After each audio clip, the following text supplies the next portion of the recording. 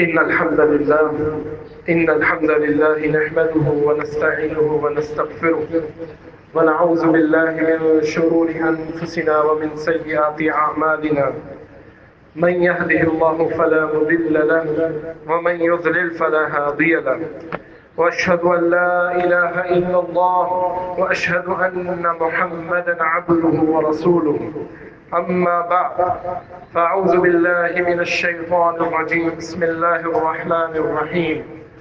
قال الله تعالى في القرآن المجيد والفرقان الحميد: يا أيها الذين آمنوا اتقوا الله يا أيها الذين آمنوا اتقوا الله حق تقاته ولا تموتن إلا وأنتم مسلمون.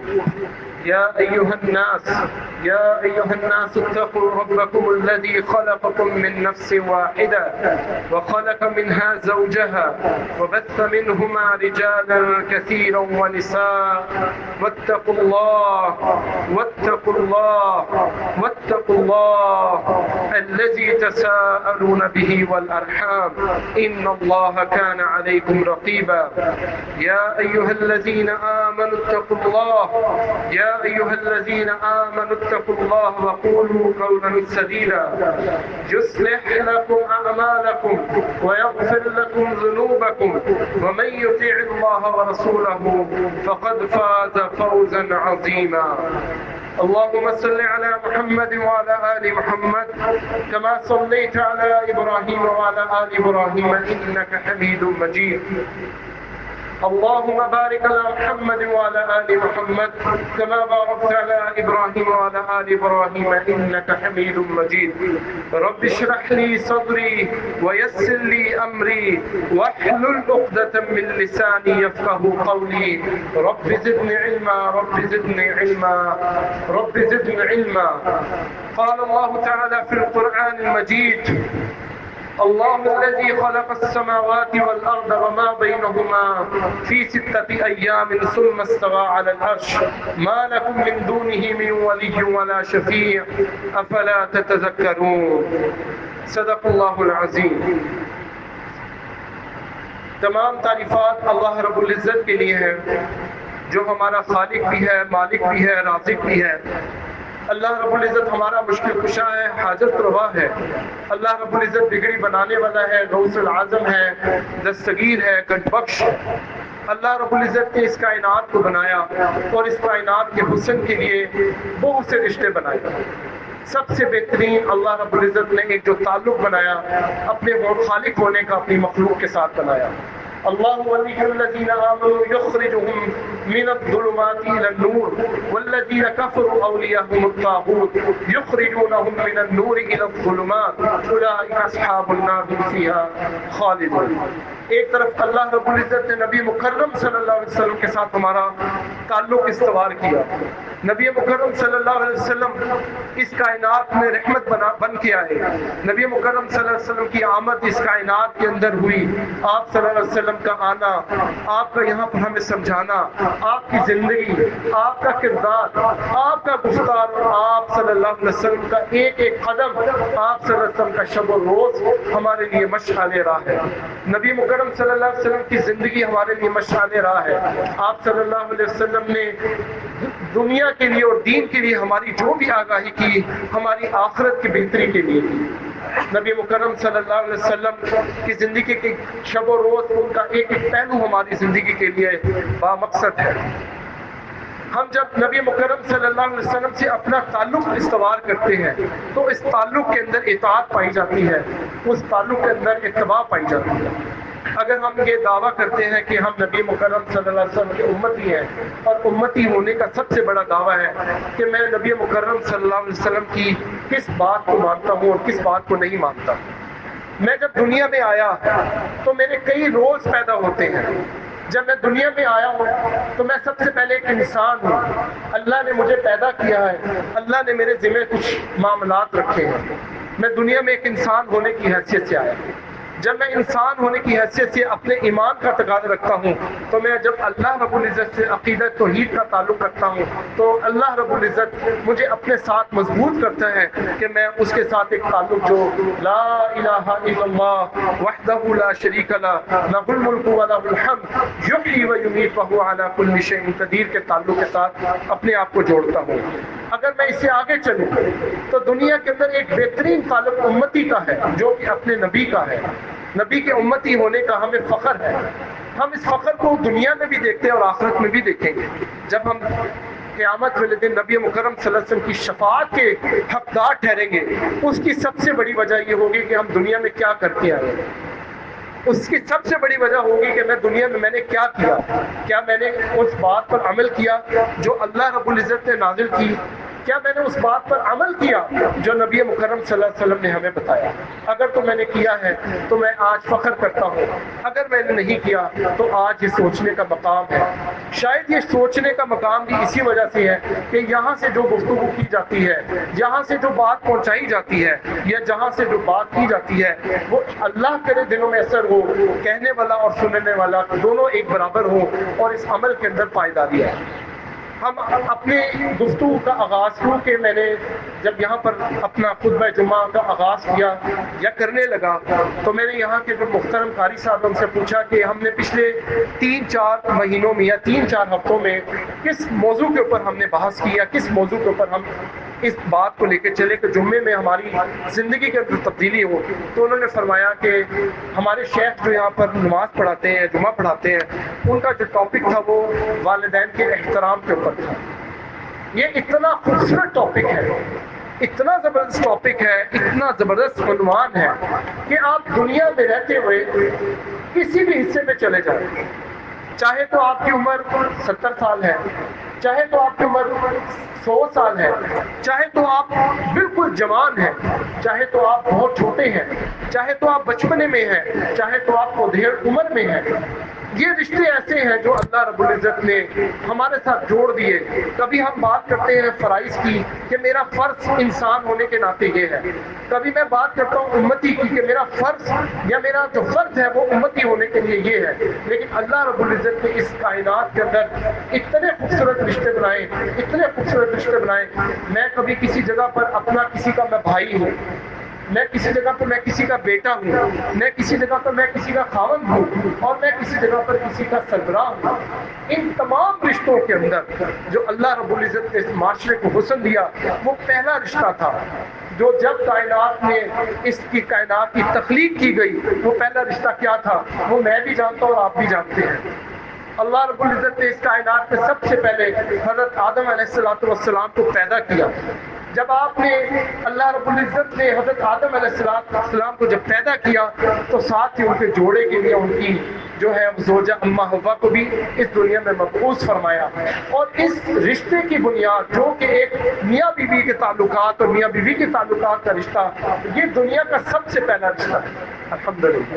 اس کے بعد بنی نوع انسانیت کی آگے ترویج ہوئی اور یہ رشتے استوار ہوتے ہوتے ایک اسلامی معاشرے کے اندر رہتے ہوئے، ایک عقیدے کے اندر رہتے ہوئے، ایک معاشرے کے حسن کے اندر رہتے ہوئے اس جوڑے کے اندر سے اللہ رب العزت نے اس کائنات کے اندر اس جو ہے وہ آدم کی جو اولاد ہے اس کا سلسلہ پیدا کیا۔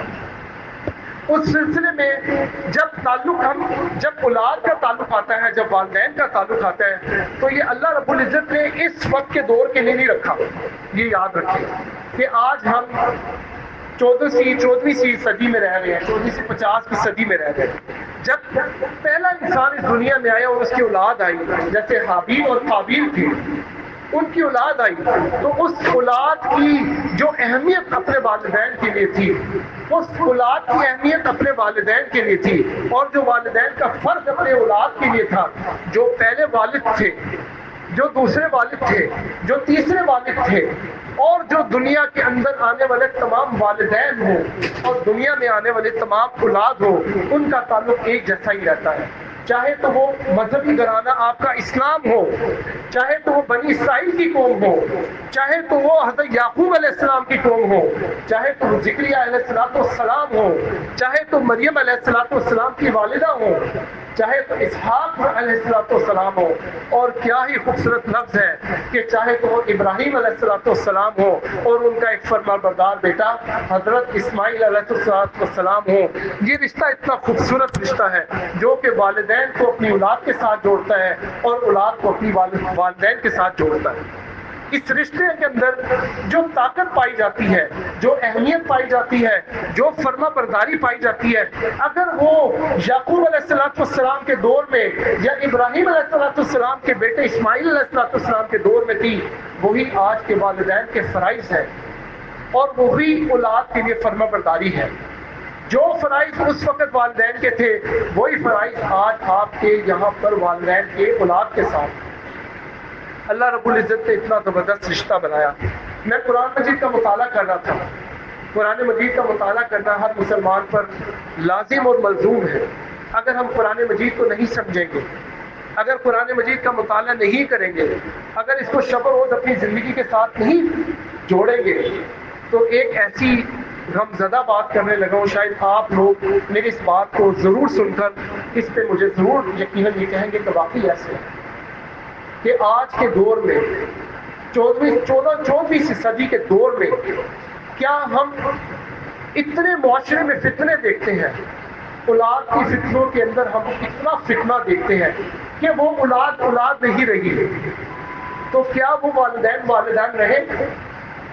سوال ہے کہ کیا ہم اولاد سے تو بہت تقاضا کرتے ہیں کہ ہم قرآن مجید کی بے شمار آیات پڑھتے ہیں، وَبِالْوَالِدَيْنِ إِحْسَانًا، ہم ہر وقت یہ کہتے ہیں وَبِالْوَالِدَيْنِ إِحْسَانًا.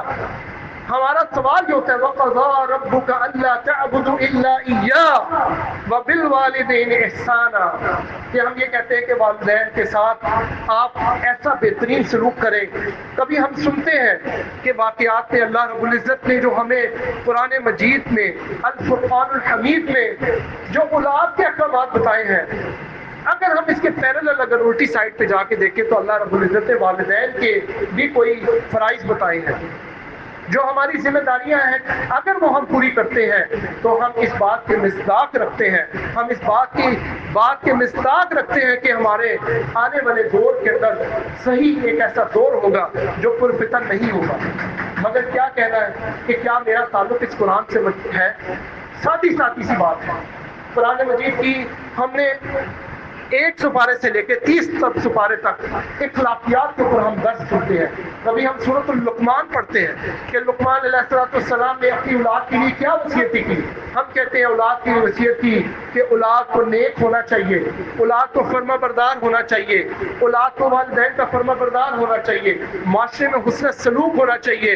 اولاد کے بارے میں ہم بہت کچھ پڑھتے ہیں، اور میں سمجھتا ہوں کہ پچھلے 4-5 خطبات کے اندر جو ہم نے خطبات سنے اس کے اندر ہم نے یہ پڑھا وَقَضَىٰ رَبُّكَ أَلَّا تَعْبُدُوا إِلَّا إِيَّاهُ وَبِالْوَالِدَيْنِ إِحْسَانًا إِمَّا يَبْلُغَنَّ عِندَكَ الْكِبَرَ أَحَدُهُمَا أَوْ كِلَاهُمَا فَلَا تَقُل لَّهُمَا أُفٍّ.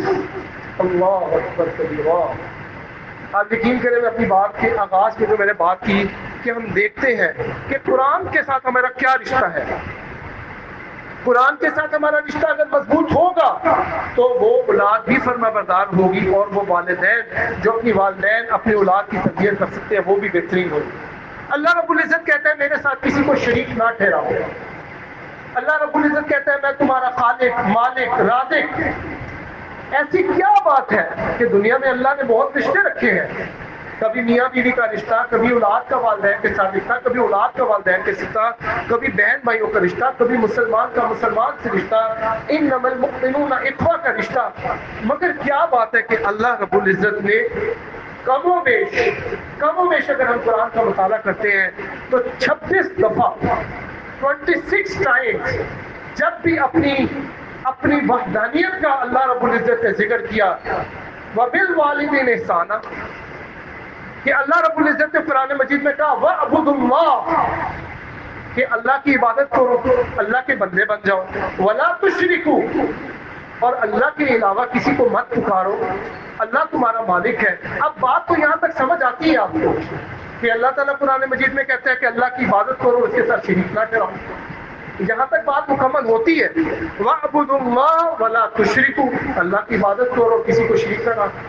آخر کیا وجہ ہے کہ 26 دفعہ اللہ رب العزت نے ساتھ ہی کہہ دیا وَاعْبُدُوا اللَّهَ وَلَا تُشْرِكُوا بِهِ شَيْئًا وَبِالْوَالِدَيْنِ احسانا وَبِالْوَالِدَيْنِ احسانا۔ اس کا مطلب ہے کہ جیسے اللہ رب العزت کی عبادت انسان کا حق ہے، چاہے وہ کسی مذہب کے اوپر ہو، چاہے وہ یہودی ہو، چاہے وہ نصرانی ہو، چاہے وہ دنیا کو کوئی مذہب ہو، اللہ رب العزت نے اس کو یہ بتا دیا کہ والدین کو جو احترام ہے وہ کسی صورت کے اندر کوئی برابری اس کے علاوہ نہیں کر سکتا۔ جہاں پر اللہ کی وحدانیت کا ذکر آئے گا، جہاں پہ اللہ رب العزت کا ذکر آئے گا، وہاں پر والدین کے احسان کا ذکر آئے گا۔ اللہ رب العزت نے ایک اور جگہ پر اللہ رب العزت نے، جیسے میں نے آپ کو بتایا کہ 26 مقامات پر اللہ رب العزت نے اپنے الفاظ کو دہرایا ہے۔ وَإِن جَاهَدَكَ عَلَىٰ أَن تُشْرِكَ بِمَا لَيْسَ لَكَ بِعِلْمٍ وَلَا تُطِعْهُمَا وَصَاحِبْهُمَا فِي الدُّنْيَا مَعْرُوفًا، اگر وہ دونوں تجھ پر اس بات کا دباؤ ڈالے کہ میرے ساتھ شریک کرے جس کا تجھے علم نہ ہو، تو ان سے کہنا نہ مانا، ہاں دنیا میں ان کے ساتھ ایک اچھا سلوک کرے۔ اب یہ بات دیکھیں، اس قرآن کی آیت کا ترجمہ مسلمانوں کے ساتھ نہیں ہے، دوبارہ سنیں۔ اگر وہ دونوں تجھ پر اس بات کا دباؤ ڈالے کہ تو میرے ساتھ شریک کرے اور جس چیز کا علم نہ ہو، تو ان کا کہنا نہ ماننا، ہاں مگر والدین کا احترام کرنا، ہاں مگر والدین کی عزت کرنا، ہاں مگر والدین کی خدمت کرنا، مگر اللہ رب العزت کے مقابلے میں کسی کو شریک نہ ٹھہرا۔ اس کا یہ مطلب اس آیت سے آپ سمجھے کہ یہ قرآن مجید کی آیت ہے، سورۃ اللقمان کی آیت ہے، جس کے اندر اللہ رب العزت نے فرمایا کہ جب تمہیں والدین بے شک مشرک ہو، بے شک وہ کافر ہو، بے شک وہ یہودی ہو، بے شک وہ عیسائی ہو، مگر اللہ رب العزت کے مقابلے میں کسی کو شریک نہ ٹھہرانا، ان کی بات کو ریجیکٹ کر دینا اور اچھے طریقے سے ریجیکٹ کر دینا، مگر ان کے ساتھ عزت سے پیش آنا، مگر ان کی توہین نہ کرنا، ان کو ذلیل و رسوا نہ کرنا۔ اللہ اکبر کبیرہ۔ اب یہ جو اللہ رب العزت کی طرف سے ہم دیکھتے ہیں کہ انسان کی اولاد جب دنیا میں آتی ہے، جب انسان دنیا میں اپنی اولاد کے لیے سارا کچھ کرتا ہے، میں صبح اپنے کام سے نکلتا ہوں، آپ لوگ اپنے کاموں سے نکلتے ہیں، کوئی اولاد ہے اور کوئی اپنی اولاد کا، کوئی اپنے والد ہے، تو اپنی یہ چیزوں کو دیکھتے ہیں تو کیا ہوتا ہے کہ اللہ رب العزت نے وہ گفتگو جو آج سے پہلے حضرت ابراہیم علیہ السلام نے اپنی اولاد کے لیے کی، وَإِذْ قَالَ إِبْرَاهِيمُ رَبِّ اجْعَلْ هَٰذَا الْبَلَدَ آمِنًا وَاجْنُبْنِي وَبَنِيَّ أَن نَّعْبُدَ الْأَصْنَامَ، جب اللہ رب العزت کی شرک کی بات آئی تو ساتھ ہی اللہ رب العزت کی ابراہیم علیہ السلام نے دعا کی کہ اپنی اولاد کی فرمانبرداری کی، انہوں نے دعا کی۔ میں اور آپ آج پرفتن کے دور میں رہ رہے ہیں، ہر بندہ پریشان ہے۔ اگر ہم اپنے بچوں کو اسکول بھیجتے ہیں تو ہم پریشان ہیں، اگر ہم اپنے بچوں کو کالج بھیجتے ہیں تو پریشان ہیں، اگر ہم بچوں کو سوسائٹی کے اندر بھیجتے ہیں تو پریشان ہیں، اگر ہم بچوں کو یونیورسٹی میں بھیجتے ہیں تو ہم پریشان ہیں۔ اس سب کی بڑی وجہ کہ ہماری اپنی تربیت ان کے لیے کیا ہے، ہم اپنے لیے کیا ان کے لیے اس کو میسج دے رہے ہیں، ہمارا جو پیغام ہے، ہمارے جو ہم خود کیا رول ماڈل ہے۔ میں جو تقاضا اپنی اولاد سے کرتا ہوں، کیا میں خود ہوں؟ کیا میں سچا ہوں؟ کیا میں اپنے والدین کا فرما بردار ہوں؟ کیا میں معاشرے میں دھوکہ کرنے کا باز ہوں؟ کیا میں معاشرے کے اندر جو رول ماڈل پیش کر رہا ہوں میری اولاد تو مجھے دیکھے گی کرے گی؟ کیا میں حیا کے تقاضے پورے کر رہا ہوں؟ کیا میرا چال ڈھال رہن سہن جو ہے وہ کیا میں کیسا ہوں؟ اگر میں اچھا ہوں تو قوا انفسکم اہلی و نارا، کہ اپنے آپ کو اپنی اولاد کو جہنم کی گڑھوں سے بچا لو۔ اس کا سیدھا سا جواب ہے کہ اگر میں دیکھوں اس پوری گفتگو کو، اگر میں لمبی گفتگو بھی کرتا رہوں کہ میری اولاد، آج کی اولاد، اس کی اولاد نافرما بردار کیوں ہے، اس کے اندر ایسے مسائل کیا ہیں، اس کی سب سے بڑی وجہ یہ ہے کہ میرا اپنا کردار کیا ہے، میں اپنی اخلاقیات پہ کہاں کھڑا ہوں، میں اپنے معاملات میں کہاں کھڑا ہوں، میں اپنے بڑوں کی عزت میں کہاں کھڑا ہوں، میں اپنے چھوٹوں کے پیار میں کہاں کھڑا ہوں، میں اپنی کاروباری سطح میں اخلاقیات میں کہاں کھڑا ہوں، میں اپنی تعلیم و تربیت میں کہاں کھڑا ہوں، میں اللہ رب العزت کی فرما برداری میں کہاں کھڑا ہوں، میں سمجھتا ہوں کہ جتنے بھی ہم خطبات پڑھتے ہیں، سورۃ اللقمان ہو، سورۃ الحجرات ہو، جو بھی سورت آپ جس کا بھی موازنہ کرنا چاہے، اس کے اندر جب اولاد کی تربیت کری جاتی ہے، اولاد کی تربیت کے بارے میں بتایا جاتا ہے کہ اپنے والدین کے ساتھ کرو، تو اولاد کے ساتھ ساتھ والدین کی تربیت اور والدین کا اپنا بہتر ہونا بھی لازمی ہے۔ میں سچ بولتا ہوں تو میرا بچہ سچا ہوگا، میں دیانت دار ہوں تو میرا بیٹا دیانت دار ہوگا، اور اگر میں سب کچھ ہوں تو پھر اس کے باوجود میں اللہ رب العزت سے یقیناً التجا کروں گا۔ صحیح ایمانداری سے بتائیں، یقین کرے کہ ایمانداری کا تقاضا ہے کہ اگر میں سمجھتا ہوں کہ میں اپنے اولاد کی وجہ سے پریشان ہوں، جیسا کہ آج کے دور میں 90% لوگ جو ہیں وہ اپنی اولاد کے بارے میں بہت زیادہ پریشان ہیں، جو بھی والدین ہیں، کوئی اپنی بچی کے بارے میں پریشان ہے، کوئی اس کی اخلاقیات کی وجہ سے پریشان ہے، کوئی معاملات کی وجہ سے پریشان ہے، کوئی فرما برداری کی وجہ سے پریشان ہے، تو کیا یہ پریشانی کا بھی کوئی حل ہے؟ اس پریشانی کا بھی کوئی حل ہے؟ اس پریشانی کا بھی کوئی معاملے کی درستگی ہے؟ ہاں جی، بالکل ہے۔ اس کا سوال کا جواب اتنا سادہ ہے کہ جو قرآن کہتا ہے وہ مان لو، جو قرآن کہتا ہے فرما برداری کی بات کو مان لو، قرآن کہتا ہے اپنے اللہ سے تعلق مضبوط کرو تو میری اولاد کا تعلق اللہ کے ساتھ مضبوط ہوگا۔ قرآن کہتا ہے کہ اپنے والدین کی عزت کرو، جب میں اپنے والدین کی عزت کروں گا تو اس کا معاملہ آسان ہوگا۔ اللہ رب العزت کی ہاں بہت ساری ایسی مثالیں ہیں۔ ایک شخص بہت عبادت گزار ہے، جریج کا واقعہ آپ نے سنا ہے، حدیث صحیح بخاری اور مسلم کے واقعے میں لکھا ہے، تو جریج اپنے علاقے کا انتہائی عابد شخص تھا۔ ہم اپنی عابد ہونے کا دعویٰ کرتے ہیں، ہم اپنے فرما برداری کا دعویٰ کرتے ہیں، میں ان دو چیزوں پہ ڈسکس کر رہا ہوں۔ نمبر 1 کہ میں اپنے اللہ کے ساتھ کتنا مواحد ہوں، اور نمبر 2 کہ میں اپنے والدین کی فرما برداری میں کتنا پختہ ہوں۔ یہ بات میں نے خطبے کے شروع میں کی کہ اللہ رب العزت نے جب کہا وَقَضَىٰ رَبُّكَ أَلَّا تَعْبُدُوا إِلَّا إِيَّاهُ کہ آپ نے اللہ رب العزت کے علاوہ کسی کو نہیں پکارنا، ساتھ ہی اللہ رب العزت نے کہا وَبِالْوَالِدَيْنِ إِحْسَانًا اپنے والدین کے ساتھ۔ اب جریج کا تعلق صحیح بخاری میں اور مسلم میں حدیث ایک بہت لمبی چوڑی اللہ کے نبی صلی اللہ علیہ وسلم سے کہ جریج ایک بہت عابد شخص تھا، وہ اپنی عبادت میں اللہ رب العزت کی وحدانیت پہ یقین رکھتا تھا، مگر اس کی عبادت کے اندر ایک چھوٹی سی خلل آئی، وہ اس کے والدین کی طرف سے اس کی نافرما برداری تھی، اس کی والدہ کی طرف سے اس کی تھوڑی سی نافرما برداری تھی۔ آج ہم بلا خوف اور بلا ڈر اپنی زندگیاں گزار رہے ہیں، اور اسی وجہ سے ہم بہت سارے مسائل کا شکار ہیں۔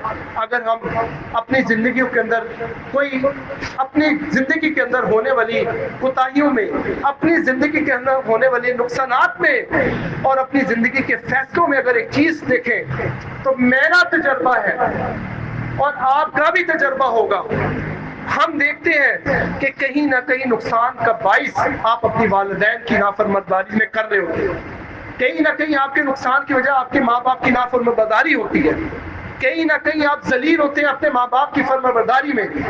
اور ہم کیا دیکھتے ہیں، ایک شخص اپنے گھر میں نافرمانبرداری کرتے ہیں والدین کی اور اللہ اکبر کرتا ہے جا کے، ایک شخص اپنے والدہ کو یا والد کو کوئی نقصان پہنچاتا ہے، اور آج کے دور میں یہ کل کا واقعہ کراچی میں ایک بیٹے نے باپ کو قتل کر دیا اور وہ جا کے نماز پڑھتا ہے۔ اللہ رب العزت نے جریج کا واقعہ صحیح بخاری میں بتایا کہ وہ بہت عابد تھا، عبادت گزار تھا، اور آج کا دور کیا پچھلے دور سے بہتر ہے؟ نہیں، آج کا دور پرفتن دور ہے، وہ دور بہت اچھا تھا۔ جریج نے اپنی عبادت کی انتہا کی، اللہ کی عبادت میں کرتے کرتے انتہا کے درجے تک پہنچ گیا، اور اس درجے کے اندر اس کی والدہ نے ایک دن اس کو آ کے پکارا، اے میرے بیٹے جریج، اے میرے بیٹے جریج۔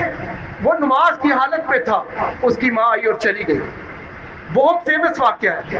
اگلے دن پھر وہ آئی کہ میرے بیٹے، میرے پیارے بیٹے، وہ اپنی عبادت میں تھا، وہ کہتا تھا کہ اگر میں نے عبادت میں اپنی ماں کی طرف رجوع کیا تو ممکن ہے کہ میں عبادت کی سطح سے کم ہو جاؤں، مگر یہ یاد رکھیں کہ انسان ہونے کے ناطے، مسلمان ہونے کے ناطے ہمارا ایک ایک لمحہ عبادت کا کاؤنٹ ہو سکتا ہے۔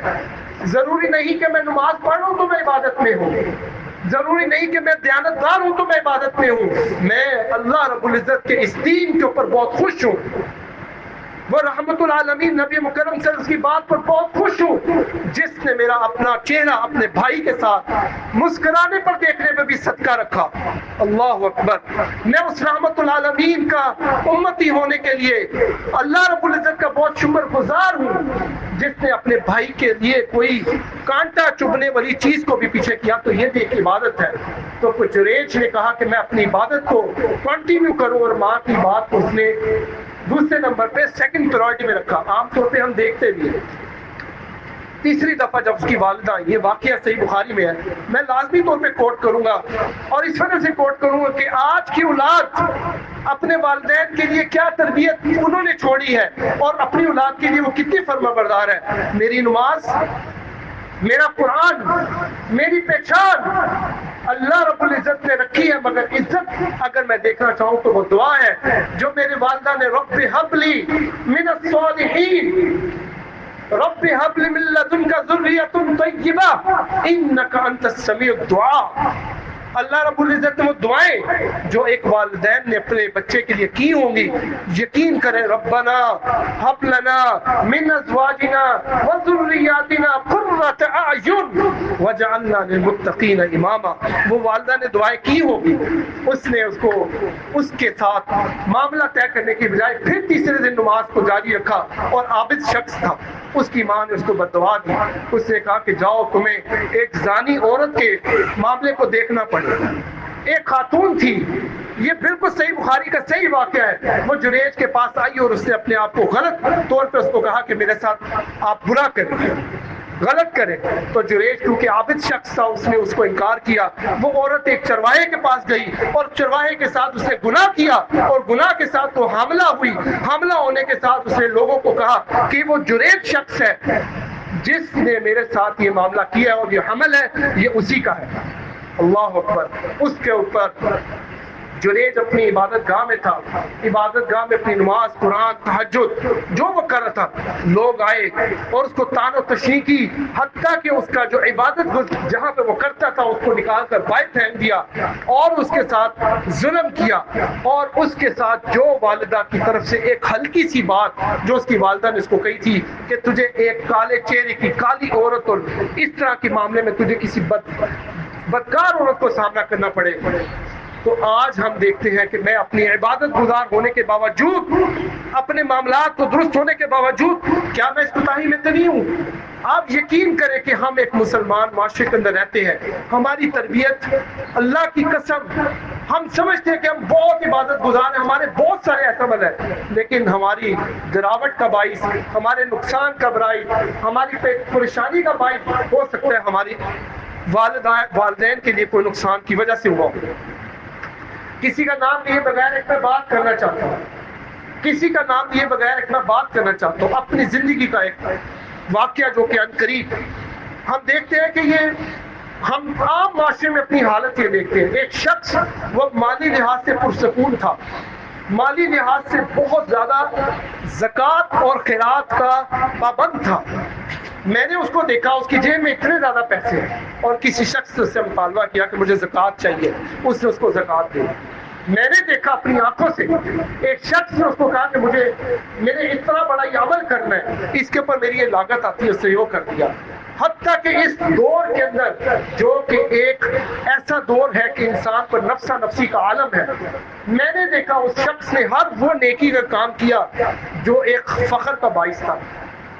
آج سے 10 سال پہلے کی بات کر رہا ہوں، مگر آج ممکن ہے، میری ایک اسیسمنٹ ہے، میری ایک سوچ ہے، میرا ایک نظریہ ہے، لیکن میں نے وہاں سے ایک چیز آخذ کی کہ اس کے پاس ایک خاتون ہے، جیسے پہلے میں نے جریج کا واقعہ آپ کو بتایا، یہ واقعات کی روشنی عبرت ہوتی ہے۔ ان فی ذلک لعبرۃ لمن یخشی، کہ اللہ رب العزت کہتے ہیں یہ واقعات عبرت ہوتے ہیں تاکہ تم اللہ کے فیصلوں پہ ڈرو۔ آج وہ شخص اسی لاہور میں موجود ہے، مگر انتہائی پسماندگی کی حالت میں۔ اس وقت اس نے ایک عورت کے ساتھ شادی کا تقاضا کیا، اس کی والدہ نے اس کو کہا کہ اس عورت کے ساتھ تم نے نکاح نہیں کرنا۔ میں دیکھتا ہوں کہ میں اپنی والدہ سے کتنا مشورہ کرتا ہوں، آپ اپنے اوپر ابھی جا کے ابھی اس وقت سوچیں، ابھی اس وقت آپ سوچیں کہ آپ نے اپنی والدہ سے کبھی مشورہ کیا میں نے گھر لینا ہے، میں نے کاروبار کرنا ہے؟ کہتے ہیں یار یہ بوڑھے ہو چکے ہیں، ان کو کیا پتا، ان کے کیا ایکسپیرینس ہے، ان کے کیا تعلقات، یہ کیا بتائیں گے؟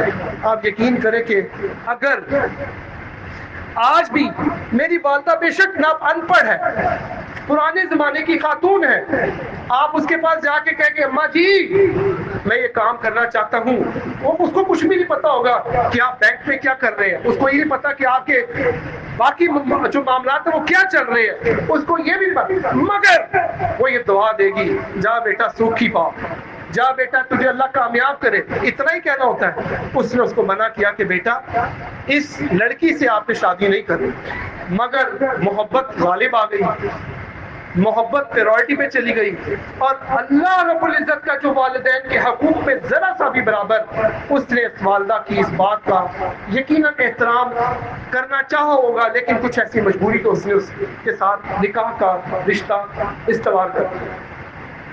دیکھنا تھا کہ جیسے وہ آئی گھر میں اس کے معاملات اتنے بگڑے کہ جو آسمانوں کی سطحوں پہ نیکی چھو رہی تھی، وہ یقین کرے کہ آج اللہ رب العزت ہم سب کو اس کیفیت سے بچائے تو جو مانگنے کی کیفیت ہوتی ہے، اللہ رب العزت اس کیفیت میں اس شخص کو لے آیا۔ اب جریج کا واقعہ دیکھیں کہ اس جریج نے اس عورت کو اپنی والدہ کے اس جواب نہ دینے کی وجہ سے اس عورت کا منہ دیکھا، اور اس عورت نے بلیم کیا، اس عورت نے اس حمل کو کلیم کیا، اور اس نے کہا کہ یاد، اس نے کہا کہ جریج نے کہا کہ یہ بچہ جو حمل میں بعد آئے گا وہ میرا تو نہیں ہے، میں تو اس سے بالکل بے گناہ ہوں۔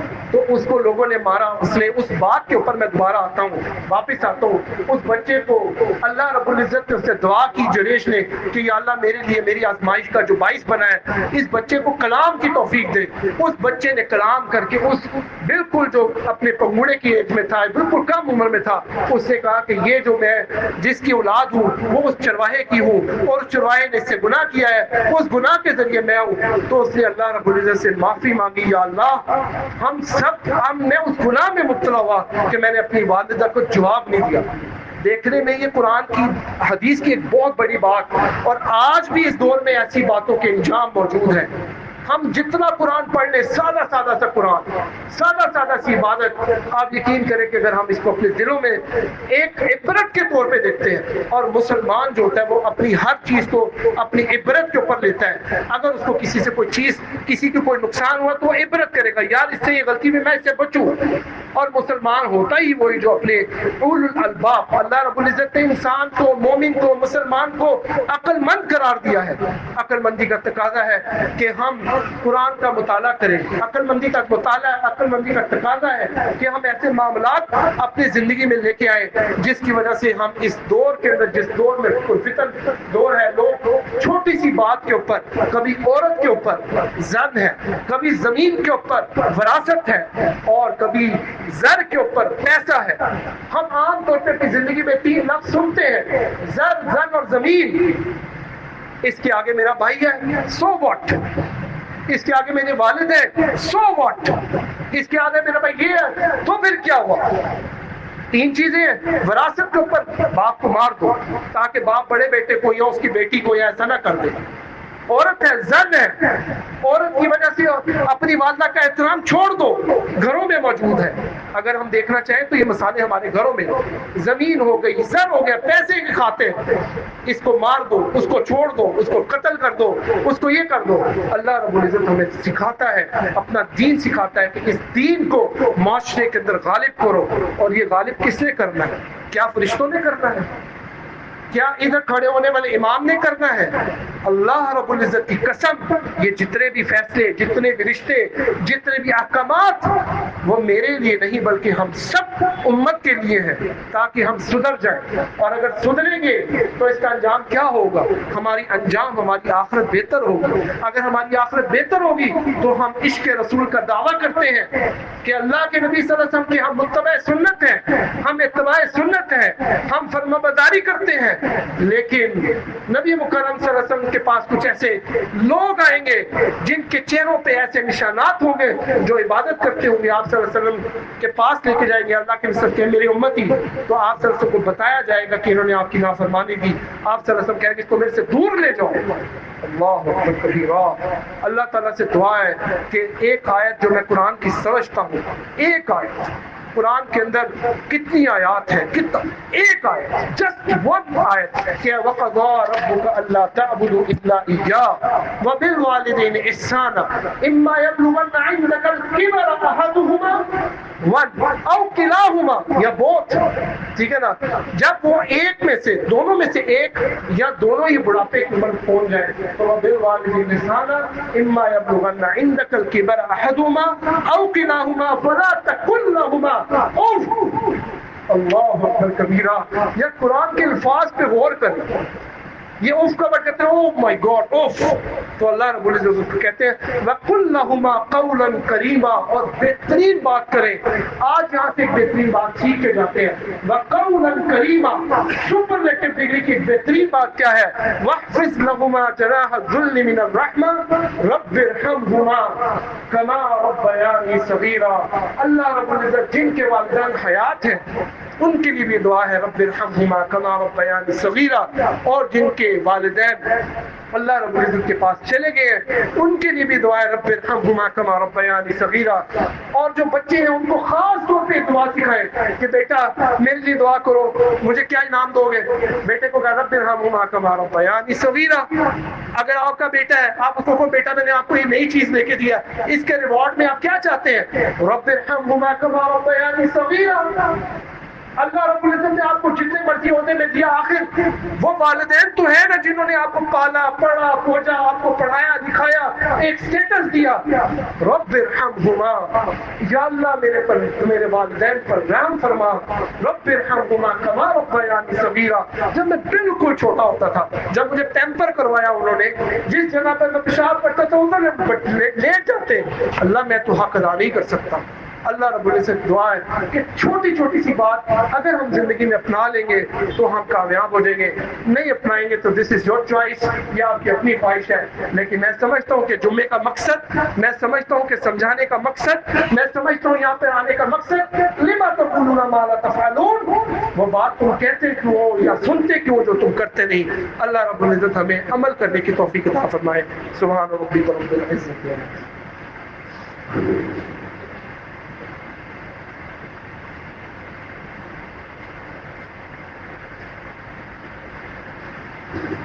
إن الحمد لله نحمده ونستعينه ونستغفره ونعوذ بالله من شرور أنفسنا ومن سيئات أعمالنا، اللهم اهدنا فيمن هديت وعافنا فيمن عافيت وتولنا فيمن توليت وبارك لنا فيما أعطيت وقنا شر ما قضيت فإنك تقضي ولا يقضى عليك إنه لا يذل من وعديت ولا يعز من عاديت تبارك ربنا وتعاليت نستغفرك ونتوب إليك ربنا ظلمنا أنفسنا وإن لم تغفر لنا وترحمنا لنكونن من الخاسرين ربنا هب لنا من أزواجنا وذرياتنا قرة أعين واجعلنا المتقين إماما رب ارحمهما كما ربياني صغيرا اللهم اغفر لحينا وميتنا وشاهدنا وغائبنا وصغيرنا وكبيرنا وذكرنا وانثانا اللهم من أحييته منا فأحيا بالإسلام ومن توفيته منا فتوفه على الإيمان